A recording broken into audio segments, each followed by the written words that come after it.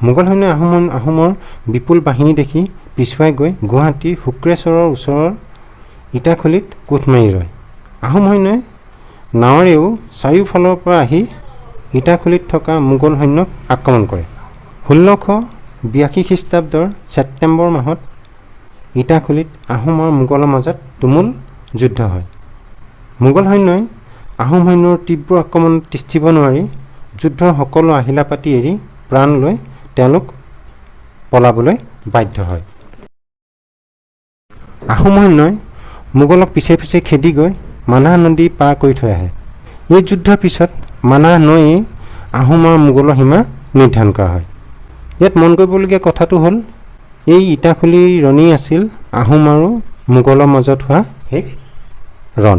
মোগলক অসমৰ পৰা খেদি পঠোৱাৰ পাছতে স্বৰ্গদেউ গদাধৰ সিংহৰ বিৰুদ্ধে লিপ্ত থকা কিছুমান বিষয়াক শাস্তি দিয়ে আৰু তেওঁলোকৰ সকলো সা সম্পত্তি বাজেয়াপ্ত কৰে। 1683 খ্ৰীষ্টাব্দত শদিয়াৰ মিৰিসকলে শদিয়াখোৱা গোহাঁই, কানু গোহাঁই ৰূপসন্ধি কৰি ঘৰত জুই লগাই দি তেওঁলোকৰ ল'ৰা তিৰোতাক পুৰি মাৰি